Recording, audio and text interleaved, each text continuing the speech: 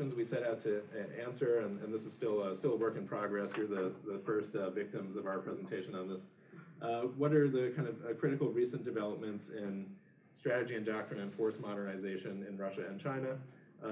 How does Russia view what's going on with Chinese nuclear forces and strategy, where Brian is finding a lot of very interesting Russian language publications that are informative there. How do Chinese strategists view what Russia is doing? As we tend to focus a lot, at least the people like me who study Chinese military strategy and Chinese operational concepts and so on. We mostly focus on what the Chinese mostly focus on, which is how they would deal with the United States, right? But of course, they also write about India, they write about Russia, they write about other countries that are of interest to them, either because of just trends in their own force modernization and doctrine, or because they're potential adversaries, or both. So we're looking at that. And then we also are looking for influences kind of bleeding over from the Russian side to China. Now, as you pointed out, those can be quite hard to identify. And there's, just sort of methodologically, there are lots of reasons and influences that might explain any particular development on the Chinese side. So while, something that they've seen Russia do or heard about from their exchanges with Russian counterparts might be one of them, there may be a lot of others also. And for example, one thing Brian and I are interested in is the extent to which, kind of approaches from China's conventional missile force might influence things that they do with the nuclear missile force, right? Because they both belong to the same organization in China, the PLA rocket force. And as they've developed a conventional missile force since the 1990s, I think, of course, some of the doctrinal concepts or operational concepts, some of the technology and capabilities seem to be kind of migrating from the conventional into the nuclear missile force in certain areas. So there are a whole bunch of influences here, and it's very difficult to isolate them, I think, meaningfully, but we're trying, and we'll hopefully come up with something interesting. Okay, so that I kind of have covered the questions. I guess the slides may be a little bit hard to read, but I'm not going to say a whole lot about the recent Russian developments. I think that's been kind of covered by the previous parts of the discussion here. But I do want to say a little bit about how China views some of the Russian developments. So when Chinese military officers write about nuclear issues, they usually start off by saying something about the two nuclear superpowers, which is, of course, the US and Russia. And in different volumes that the Chinese have published that deal with nuclear strategy and military strategy more generally, when they get to the nuclear issues in those volumes, they usually say, well, there's kind of a continuum of different kinds of nuclear deterrence strategies and nuclear force postures that are possible, that go from a very sort of minimalist one, which I think, by the way, they no longer would actually use to describe their own forces exactly, but what they would have used to describe them probably through the late 1980s at least, and would still, would attach to a state that has a small number of nuclear weapons and a deterrence strategy that's sort of based on uncertainty about an adversary's ability to eliminate them. And then they kind of get into what has been referred to as medium-strength nuclear deterrence, which I think is what they're actually using to describe China in this particular volume. It's an awful bumper sticker or name for a strategy, and that, nobody's going to get promoted having come up with that name, I don't think, but not solely on that basis, certainly. But then they talk about maximum-strength nuclear deterrence, again, and that's where the U.S. and Russia fit. And while, of course, there's a lot of variation in what the U.S. and Russia have and how we think about things and what we would do, there's also a real common thread from the Chinese perspective, which are these are two powers that have a whole lot of nuclear weapons that don't have a no first use policy, that look very different than China in terms of force structure, in terms of operational concepts and policy and strategy, right? So that's why the U.S. and Russia kind of get put in the same category. And then they talk about China as, sort of in a medium tier where they need to have what they refer to as a lean and effective nuclear deterrent force. That's in all the official publications like Chinese Defense White Papers.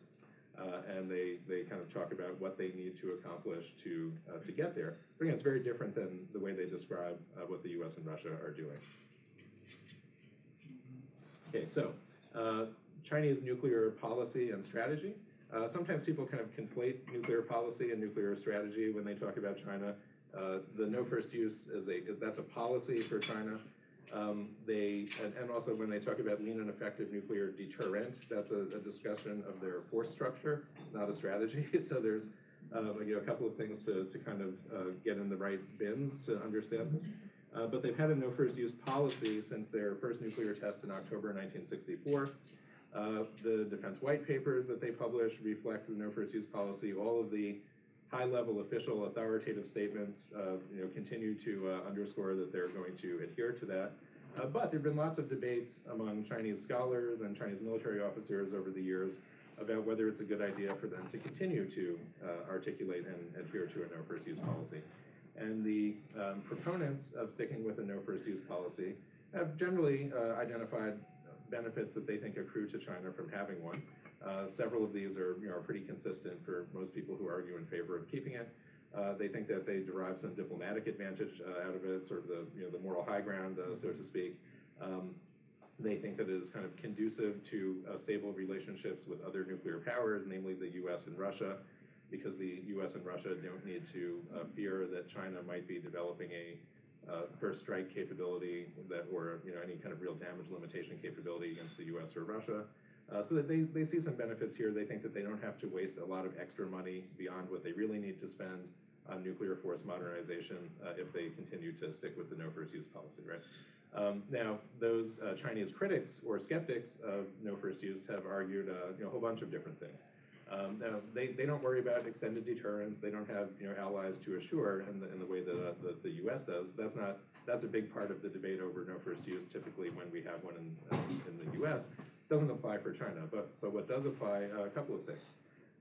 The possibility that if they get rid of the no first use policy, their nuclear weapons might be able to deter a broader set of kinds of attacks against China or challenges to China's core interests, right? And that's kind of the main one. Secondarily, but sort of nested within that is the idea that what if an adversary launched a conventional first strike against China's nuclear force, and then they would be unable to deter that kind of behavior because they have a no first use policy, right? So those are some of the key arguments against it. There have been others advanced, but those are the two that I think are typically raised. So where did they actually end up? Well, they've kind of ended up with continuing to adhere to the no first use policy at the official and authoritative level, but there are a bunch of publications by PLA officers and Chinese scholars. Lots of the PLA officers are kind of more interesting here, that say, well, maybe it wouldn't really apply at all times in under any circumstances, like the political leadership says. Perhaps in fact we would change our policy or lower the nuclear threshold in the event of certain types of attacks against China, conventional strategic attacks against their nuclear forces, against nuclear power plants, against major hydroelectric power facilities. Simply if they were losing a conventional conflict that they could not afford to lose politically. Those are all potential conditions that are listed in less authoritative or not authoritative publications written by rocket force officers and Chinese scholars and so on. So where do they kind of wind up with that? Well, I think they kind of wind up with, they get a lot of mileage out of the no first use policy, so they'll keep it, but they can kind of generate or underscore some of the doubts that naturally exist about its credibility anyway, to expand the deterrence effects that they get out of their nuclear force, right? So I think that's kind of where they've ended up. I was at the event Henry mentioned a couple of days ago at NDU, and I actually quoted from the 2013 edition of the Science of Military Strategy, which is a volume that was published by the PLA's Academy of Military Science. And in the chapter on nuclear issues in that volume, they talk about how important it is for whether you're a civilian or a military officer who talks about nuclear issues and arms control and so on, to stick with the appropriate central guidance when you talk about nuclear weapons and China's nuclear policy and strategy. But then they also say, well, sometimes there are other people who have other voices in this discussion, and they sort of imply we can't really stop them most of the time. And actually, maybe it's not so bad that they wander off the appropriate talking points and talk about conditions under which no first use might not apply. It doesn't get quite that explicit in the Science of Military Strategy, but it says basically, what sometimes there are different voices, and actually we might kind of get better overall deterrence effects as a result.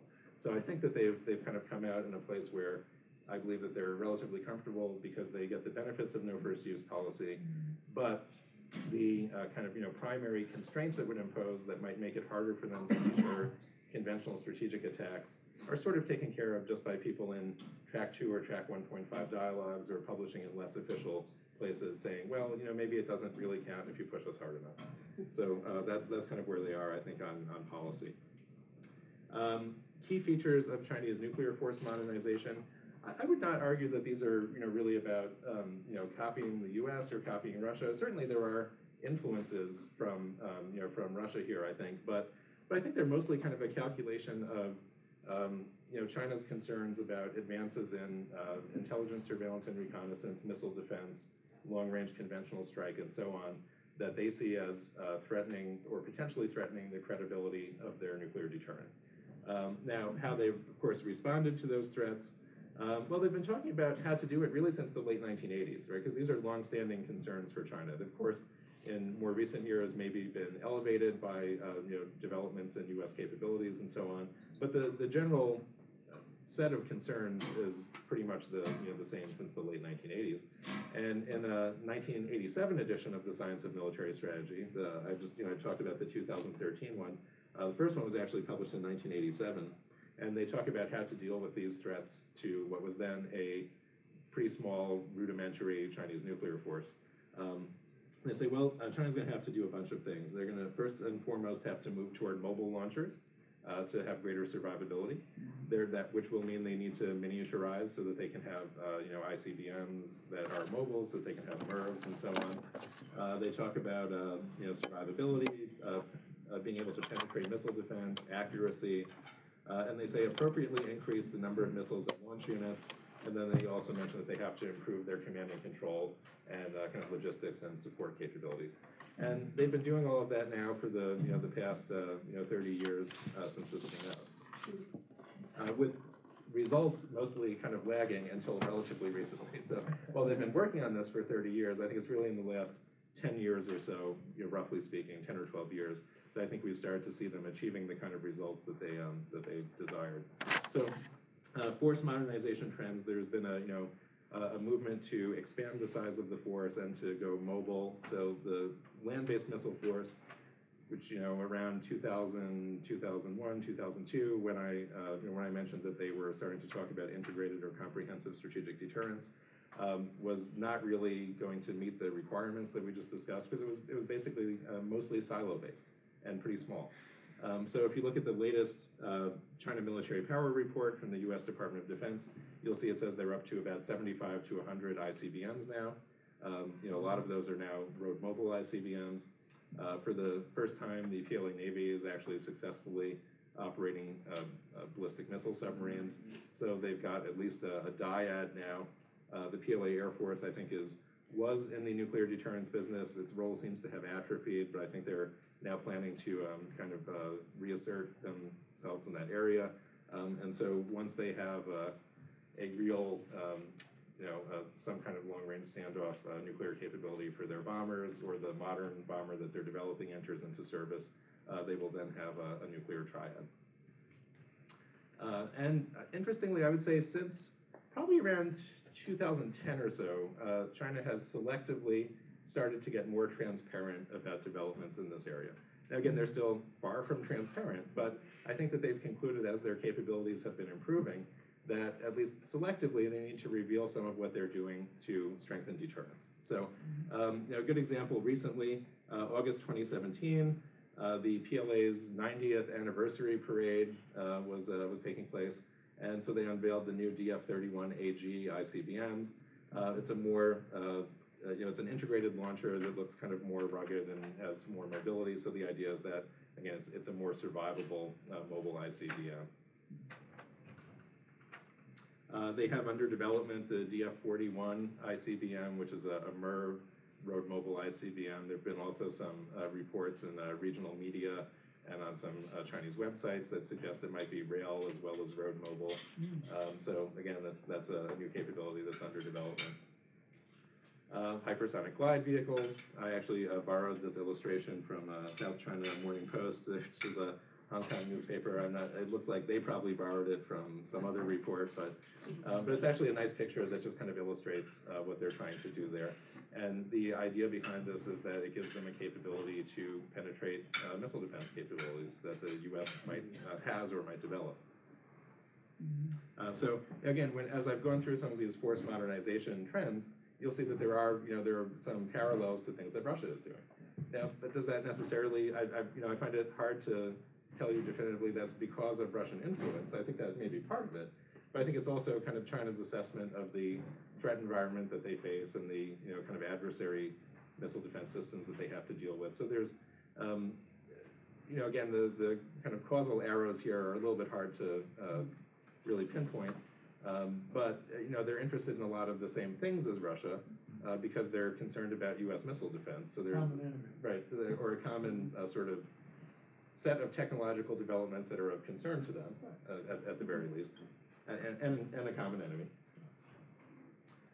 PLA Navy and nuclear deterrence, talked about this a little bit already. They'll also have a follow-on ballistic missile submarine and a new submarine-launched ballistic missile that are under development.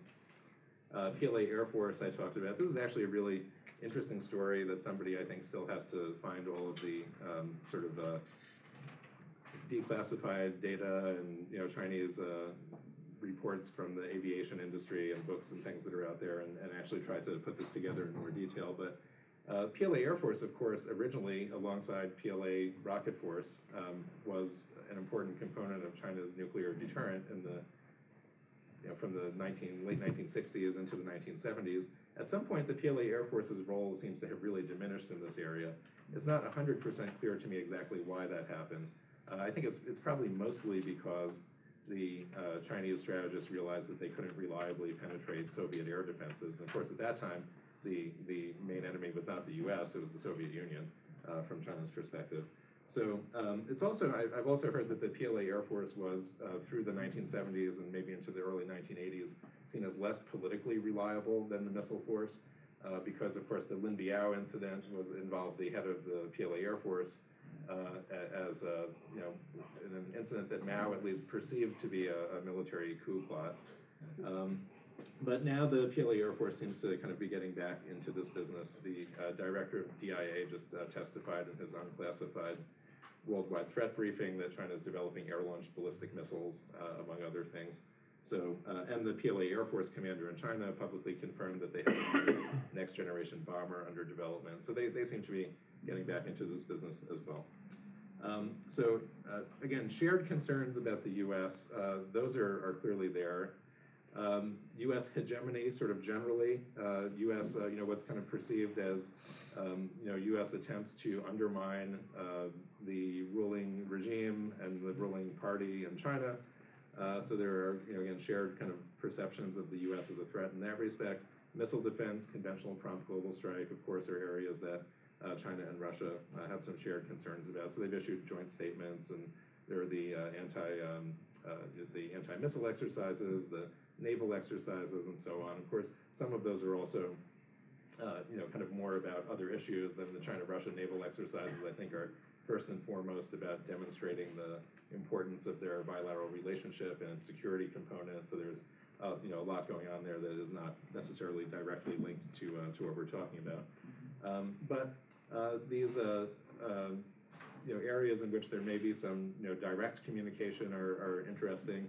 And just areas in which there may be, kind of a shared approaches in a certain respect because they have similar concerns are also, quite interesting. But again, to wrap up, there are lots of influences on what China is doing here. I think that Russia clearly is one that's important and that Brian and I are hoping to be able to dig into more and learn more about. But at the same time, there are a whole bunch of other influences, external and internal, whether it's what's, the preferences of the defense industry, the conventional missile force kind of doing some things that are making their way into the nuclear force on the Chinese side and so on. There are a lot of different variables to kind of try to untangle here.